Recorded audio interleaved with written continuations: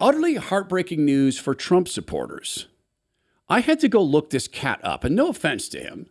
I just had never heard of a band and a lead singer who came out and said something to Trump supporters that's supposed to break our hearts. Here he is. I'll let him introduce himself. It's his video after all. And he should maybe look into, I'm not trying to body shame. I'm actually concerned. He should actually look into eating food. Hi, I'm Ronnie Winter. I sing for the Red Jumpsuit Apparatus, and I actually follow what Jesus says. If you're a Christian and you're watching this and you voted for Donald Trump, shame on you. You are not allowed to come to my shows. I don't want you there. Don't come to my shows. It's awesome that you love Face Down. It's not for you. It's not your song, okay? It is not your song. If you voted for Donald Trump, do not come to my shows or ever, not just like these 4 years. Don't come to my shows because you're going to hear a lot of woke propaganda and you're going to hear like the actual words of Jesus. You're going to see a lot of acceptance from all areas of life and races. And you're just going to see a lot of like harmony. Okay, that's not what you're about. Okay, don't come. So is there any reason that he'd be saying this? Because Jesus Christ never said that. At no time did Jesus say, hey, if you're a pagan or you worship false idols or you're a technocratic Pharisee who is set on my destruction, or you're a religious technocratic bureaucrat who wants me put in prison, or you're a Roman centurion or a Roman guard, or a zealot who wants violent revolution against Rome, don't come. I mean, certainly if you're a tax collector for Rome, don't come.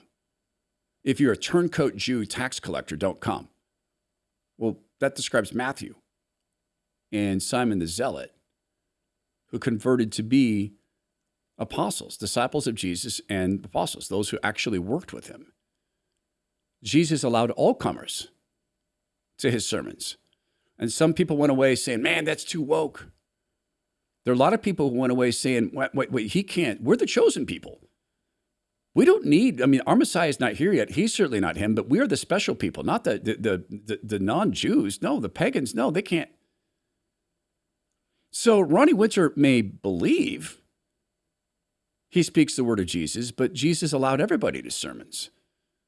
And if his shows are sermons, and he believes he's speaking the word of God, he should want everybody to hear it. So maybe there's some reason he's saying it. Maybe it's economic, because money can affect a lot of things. So let's examine the economics of this in just a second. I want you to think about your personal economics. Do you think it's fair to describe your retirement account as the storage of your life's energy? When you think about your house has many belongings in it that matter to you. You know, some of the reflections of life moments, pictures of you and your kids and you and your wife, keepsakes, grandma's quilt, etc., to be cliched.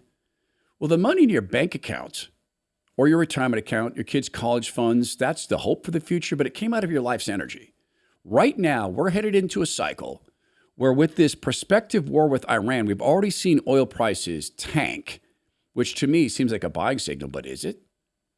We're also seeing the rise of cryptocurrency and President Trump wanting to invest in this, to have some official cryptocurrencies. I'm not a fan of that because it's just another fiat in my mind, and it's probably going to happen. So what does that do to our life's energy? Now, if you're in a buy and hold position, how does that steward your life energy in times of ultimate volatility? Because there's never been, in my judgment, a more volatile time. May I make a suggestion to you about your life's energy? Get a second opinion. Consider a Department of Retirement efficiency move and get a conversation with my friend Zach Abraham, who's the Chief Investments Officer of Bulwark Capital Management. Zach will talk with you in 3 brief discussions, free, no obligation. First talk is, hey, do you guys like each other? Does your wife like Zach? Do you guys like each other?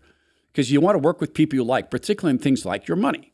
Second talk is discussing your goals for retirement, how much money you want to have. Zach wants you to know exactly how much money you have every month for the rest of your life. That's what he considers to be a successful retirement. And the third quick meeting, in person, on the phone, on video, whatever you want, is Zach and his team coming back with a suggestion. The suggestion might be stay put. Don't you dare make a move. Don't you give us your money. Don't let us steward it. You've done great on your own.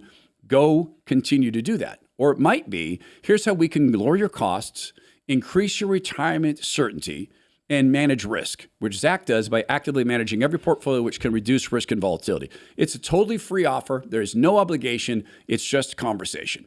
So go to knowyourriskpodcast.com for retirement review. That's knowyourriskpodcast.com. Investment advisory services offered through Direct Financial LLC, an SEC-registered investment advisor. Investments involve risk and are not guaranteed. Past performance doesn't guarantee future results. Track 25-217.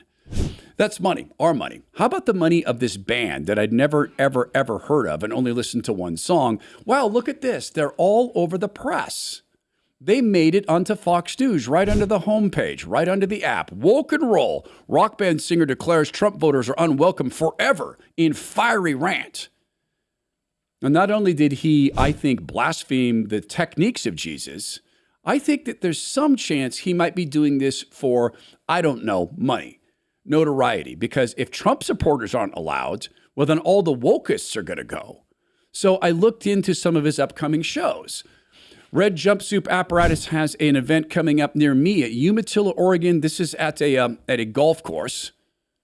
Oh, that's not a concert hall. Okay, well, everyone has to play somewhere. Golf course, okay? What about the Vixen? This is a venue they've got coming up. The Vixen is in McHenry, Illinois. That's got to be 1,000 seats. People. Oh, wait, so they're not kind of playing arenas. Well, then they're also going to be at another place here, Grand Rapids, Michigan. This is the intersection.